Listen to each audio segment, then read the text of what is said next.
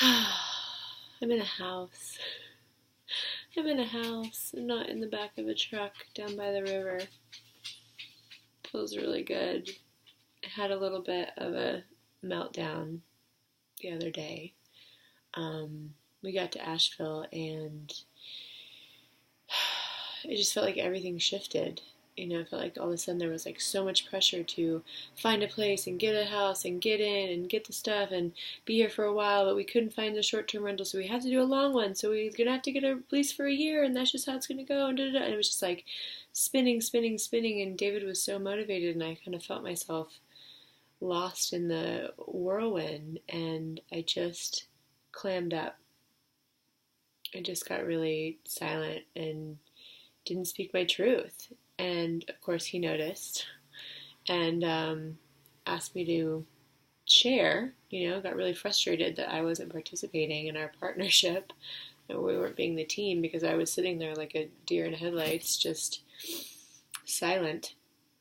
And when it finally came out, I just recognized that it didn't feel good to push. This whole entire trip has been all about being guided and going with the flow and trusting that everything's going to show up. And along the road trip, everything has. Everything has. And it's been so remarkable. So to flip gears back into this place of like panic and terror and having to push and, push against the tide and having things be hard again, it felt awful. It felt awful. And so I had to share my truth, and I had to cry, and I had to, express the things that I didn't like and I wasn't comfortable with, and the fact that I wasn't really connecting with this place yet, and that's what I was yearning for. I was yearning for this, like, deep message from my soul being like, yes, yes, you found the place, move in, get the house, have the babies, yeah. And it wasn't coming. It wasn't coming. So it was amazing. And of course, a bunch of things happened after that. We decided, oh, we're going to Durango tomorrow then. Fuck this place. Let's get out. And that was also a rash decision that wasn't based on like a lot of inner knowing. And I just watched myself go through these cycles of just feeling really great and feeling really crazy and feeling really awesome. The world is so supportive and rad, and then feeling like, what the hell am I doing? And, this constant kind of wave and feeling a little bit like a crazy person.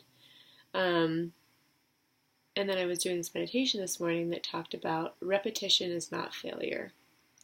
Ask the waves, ask the leaves, ask the wind. And of course, those are all cycles and things that happen every single year, every single season, every single day. And I did a meditation on it and recognized that my repetition, these things, these emotional waves that I keep going through, are absolutely in service to something in my life. It's like when I go through these dips of like, oh my gosh, who am I? And what am I doing? And where am I supposed to be? And what is life all about? And what does success mean?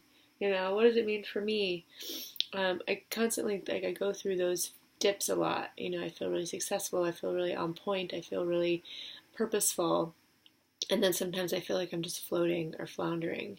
And that I let that bother me a lot. I let that feel like I'm failing, like I'm not doing a good enough job.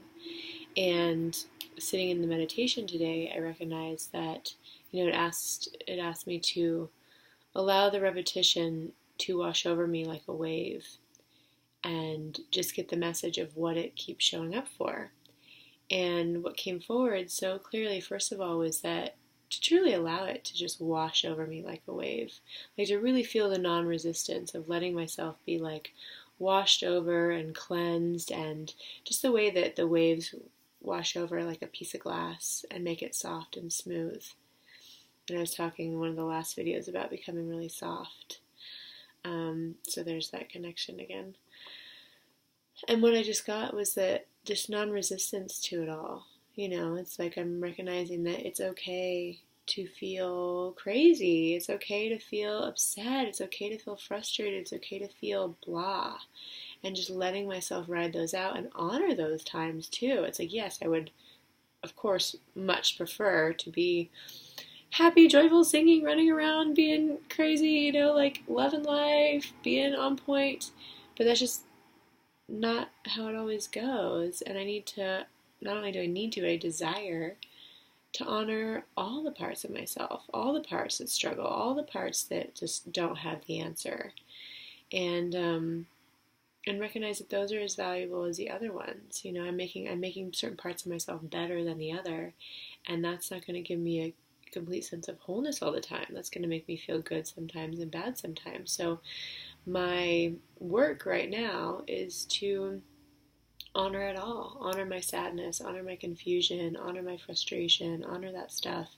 And it's amazing, as soon as I do, as soon as I just allow it and feel it and let it move through, it does just that. It moves through a lot quicker than if I'm fighting it and trying to make it wrong or trying to make it different. And so after I do a meditation, I always like to pull a goddess card, and this was a really appropriate one too, because I got Rhiannon, kind of like Brianna, is the sorceress. You are a magical person who can manifest your clear intentions into reality. So just the remembering that, like, even when shit's not going my way, I'm still super powerful enough to create what I want. And this trip has been a representation of that too. It's like so many desires have manifested through this trip, and just not forgetting how powerful I am. And that feels really good too, So that's what I have today. It feels good. It feels so good to be in a house. And I don't know if we're going to stay in Asheville for a while or if we're going to head on to Durango. And what's coming forward is I don't have to know. I don't have to know. It's all working out. It's all playing out so perfectly and so beautifully. And for that, I'm super grateful.